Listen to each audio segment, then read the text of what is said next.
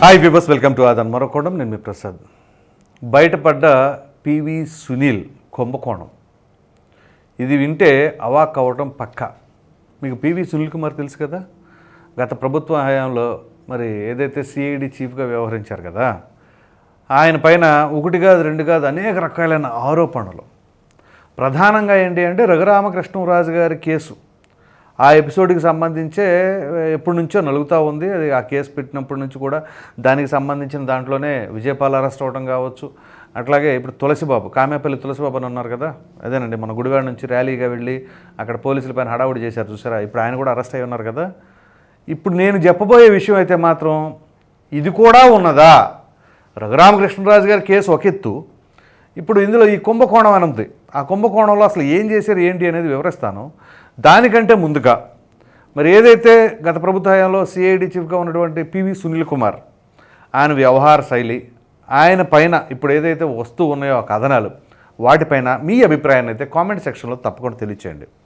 ఈ వివరాల్లోకి వెళ్ళినట్లయితే ఏ పార్టీ అధికారంలోకి వచ్చినా కానీ వచ్చిన తర్వాత ఒక వెబ్సైట్ అనేది నిర్వహిస్తారు. ఆ వెబ్సైట్ ద్వారా డాష్ బోర్డు పెడతారు. ఆ డాష్ బోర్డు దేనికండి, అసలు ప్రభుత్వం ఎటువంటి పథకాలను ప్రవేశపెడుతుంది, ఏ ఏ శాఖకు సంబంధించి ఏ ఏ అధికారులు ఉన్నారు, ఈ డీటెయిల్స్ అన్నీ కూడా ఆ డాష్ బోర్డులో పెడతారనమాట. సో ఆ డాష్ బోర్డు నిర్వహించాలి అని అంటే దాన్ని డాష్ బోర్డు తయారు చేయడం కోసం కొన్ని ఐటీ కంపెనీస్కి ఇస్తారు కాంట్రాక్ట్.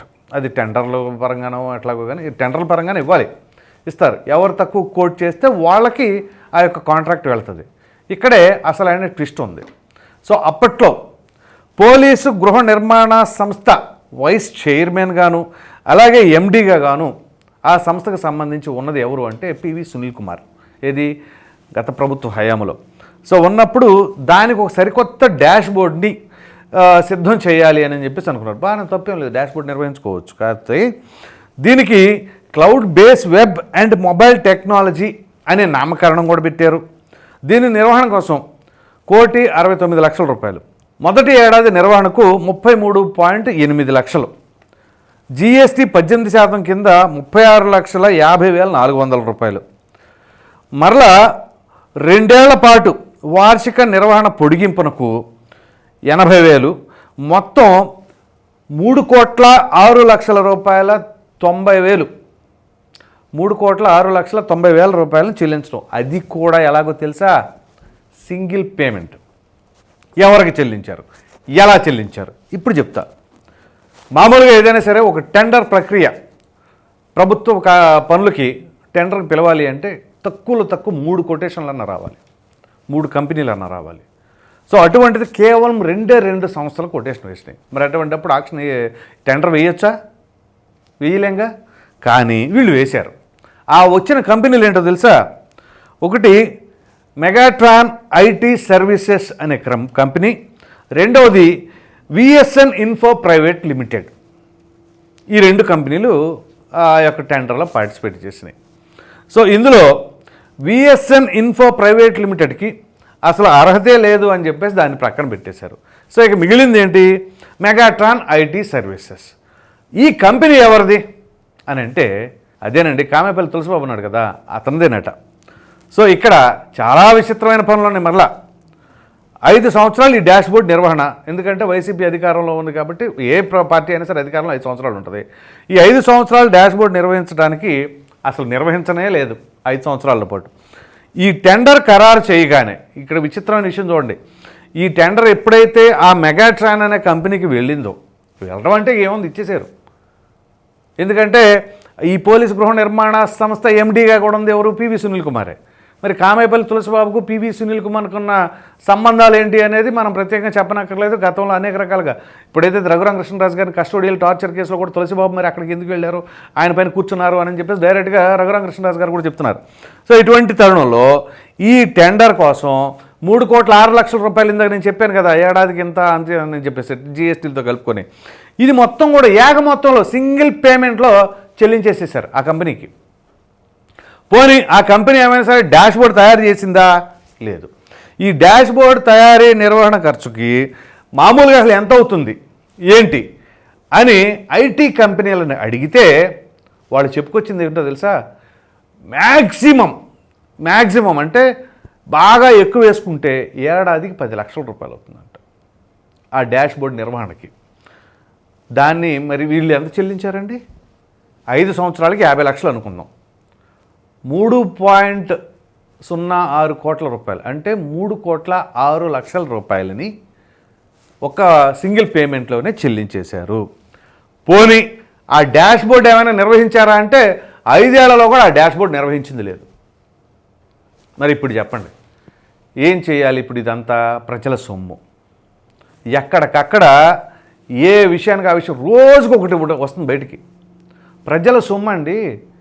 అసలు ఆంధ్రప్రదేశ్ రాష్ట్ర ఖజానా పరిస్థితి ఎట్లాగుంది? మరి ఇక్కడ ప్రతిదానికి ఆ పని ఈ పని నిజంగా పనులు ఏమైనా పూర్తయినాయి అంటే అది లేదు. ఎక్కడికక్కడ కాకి లెక్కల్లాగా అది అక్కడ జరుగుతుంది ఇది ఎక్కడ జరుగుతుంది అని చెప్పేసి అన్నారు, కానీ ఏది ఎక్కడ జరిగింది ఏంటి అనేది ఇప్పుడు తాజాగా వచ్చిన ఈ కథనం. అంటే దుబారా ఖర్చులు అంటారో లేకపోతే మనకు నచ్చిన వాళ్ళకి ఏదైనా సరే అట్లా చెల్లించేస్తాం, నిబంధనలు లేవు ఏమి లేవనే అనుసరిస్తున్నారా ఏంటి అనేది అర్థం కావట్లా. ఇదే గత ప్రభుత్వం మొన్న సంక్రాంతి సమయంలో జగన్మోహన్ రెడ్డి గారు స్వయానా తాడేపల్లిలో మరి తిరుమల సెట్ వేయించుకున్నారు కొన్ని కోట్ల రూపాయలు వెచ్చించి. 5 కోట్లు అవుద్దో లక్షల్లో అవుద్దో, మరి లక్షల్లో అయితే కోట్లు పెట్టారో దానికి అక్కడ బిల్లులు అది తెలీదు. మరి ఇన్ని డబ్బులు ఈ రకంగా ప్రజల సొమ్ముని ఖర్చు పెట్టి కనీసం రోడ్లు అడిగితే రోడ్లు వేసారు అప్పుడు ప్రజలకు సంబంధించి మౌలిక వస్తువులు కదా, మినిమం ఫెసిలిటీస్ కదా. ఇవాళ ప్రతి సామాన్యుల ఇంట్లో కూడా ఒక 2 వీలర్ ఉంటుంది. అది యాక్టివానో బైకో ఇంకోటో లేకపోతే స్ప్లెండరో ప్యాషనో ఏదో బైక్ అయితే ఉంటుంది. మరి వాళ్ళు ఆ యొక్క వెహికల్స్ మీద వెళ్ళటానికి కూడా అంటే 2 వీలర్ వెళ్ళటానికి కూడా ఇబ్బందులు పడిపోయేలాగా రోడ్లు ఉంటే మరి ఆ రోడ్లు మరమ్మత్తు కార్యక్రమాలు చేయించలేకపోయారే. అదేమిటి అంటే ఎక్కడో 1-2 రోడ్లు చూపించి ఎక్కడ చూసినా ఇది ఎట్లాగా బ్రహ్మాండంగా ఉండేయని చెప్పేసి నేను స్వయంగా అనుభవించే చాలా చూశాను నేను ప్రత్యక్షంగా. మరి వీటన్నిటికీ సమాధానం ఏం చెప్తారు? ఇప్పుడు ఒకదాని తర్వాత ఒకటి పక్కన చూస్తే రేషన్ బియ్యంలో, మరో ప్రక్కన చూస్తే ఇసుకలో, మరో ప్రక్కన చూస్తే గనుల్లో, మరో ప్రక్కన చూస్తే మద్యంలో, ఇప్పుడు తీరా చూస్తే ఈ డాష్ బోర్డులో. మరి ఏం జరిగింది? దీన్ని బట్టి ఏం చెప్పాలి? ప్రజలకు ఏం సమాధానం చెప్తారు? అదేమిటి అంటే బటన్ నొక్కుడు కార్యక్రమం ద్వారా ఆ లబ్ధిదారులకి ఏడాదికి 15,000 రూపాయలు లేదా 18,000 రూపాయలు ఇచ్చేస్తే మిగతా అన్నీ కూడా ఎక్కడ ఏం పట్టించుకోరలే, టైంకి నాకు డబ్బులు వచ్చేస్తాయి అనే భావనలో ప్రజలు ఉంటారని అనుకున్నారా? ఏం చేశారు? ప్రజలు అందుకనే చాలా విఘ్నులు. చదువు ఉన్నా లేకపోయినా జ్ఞానం విషయంలో వాళ్ళకి అపారమైన ఇది ఉంది. చాలా డీప్గా ఇవాళ ప్రతి ఒక్కటి కూడా గమనిస్తూ ఉన్నారు. అంత ఆషామాషిగా ఏం లేదు. ఇవాళ సోషల్ మీడియా కూడా ఏదైతే విస్తృతంగా వచ్చిందో ఇమ్మీడియట్గా వితిన్ సెకండ్స్లోనే వచ్చేస్తుంది పబ్లిక్ దగ్గరికి. అరచేతిలోనే మొత్తం ప్రపంచానికి సంబంధించిన వార్తలన్నీ కూడా చూసేస్తున్నారు. మరి అటువంటి తరుణంలో ఒక బాధ్యత గల పదవిలో ఉన్నప్పుడు మరి ఏ విధంగా ఉండాలి? ప్రజలందరూ పన్నుల రూపంలో చెల్లించే డబ్బుని ప్రజాస్వామ్యంలో ఎన్నికల ద్వారా ఎన్నుకొని మీరైతే మంచి పరిపాలన అందిస్తారు, ఎటువంటి అవకతవకలు లేకుండా అనే ఉద్దేశంతో కదా ప్రజలు అధికారాన్ని ఇస్తుంది.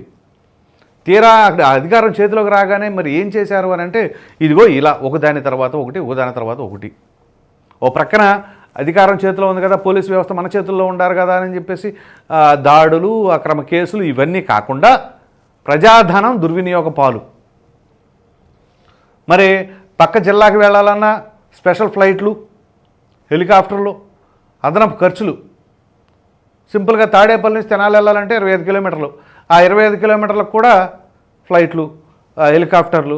అంతెందుకు అమరావతి పరిధిలో ఉన్నటువంటి మందడం, కృష్ణాయపాలెం అటువంటి ప్రాంతానికి వెళ్ళడానికి 10 కిలోమీటర్లు కూడా ఉండదు. అక్కడ కూడా హెలికాప్టర్లే. ఇదంతా కూడా ప్రజల సొమ్ము కాదా?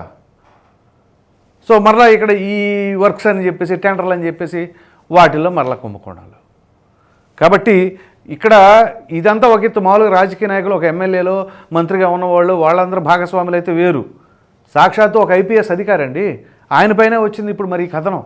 మరి దీనికి సమాధానం ఏం చెప్తారు చూడాలి. ఎందుకంటే ఇవన్నీ ఒకదాని తర్వాత ఒకటి బయటకు వస్తున్నాయి, కానీ నిరూపణ అనేది చాలా ఇంపార్టెంట్.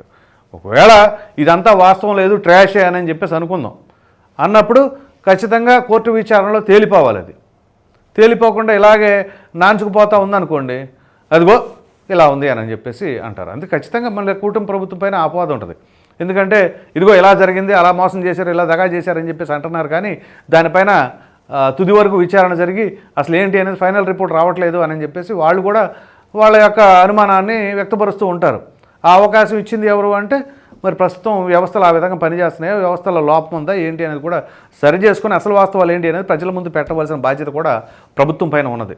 మరి చూద్దాం దీనికి సంబంధించి ఎటువంటి టర్నులు తిరిగిపోతున్నాయి, ఎటువంటి ట్విస్టులు రాబోతున్నాయి. ప్రధానంగా ఏంటి అంటే రఘురామరాజు గారి కేసుకు సంబంధించిన ఎపిసోడ్లు ఇప్పుడు తులసిబాబు లోపల ఉన్నారు. అలా కాకుండా ఇప్పుడు ఈ మెగా ట్రాన్స్ అనే ఐటీ సర్వీసెస్ కంపెనీకి సంబంధించి ఆ విధంగా 3 కోట్ల రూపాయలు చెల్లించేశారు అని అంటే, పైగా ఆ వర్క్ అసలు ఏమాత్రం కూడా జరగకుండా 5 ఏళ్ల పాటు అట్లాగే ఉండిపోయింది అని అంటే మరి ఏంటి దీనికి అర్థం? మరి చూద్దాం ఏం జరగబోతుంది అనేది. ఈ వీడియో కనుక మీకు నచ్చినట్లయితే లైక్ చేయండి, షేర్ చేయండి. అదేవిధంగా ఏదైతే ఇప్పుడు పివి సునీల్ కుమార్ మరి కుంభకోణం చేశారని చెప్పేసి మరొకటి బయటకు వచ్చిందో దానిపైన మీ విలువైన అభిప్రాయాన్ని కామెంట్ రూపంలో ఖచ్చితంగా తెలియజేయండి. మరిన్ని వీడియోస్ కోసం మన ఆదాన్ ఛానల్ని సబ్స్క్రైబ్ చేయడం మాత్రం మర్చిపోకండి. Thank you.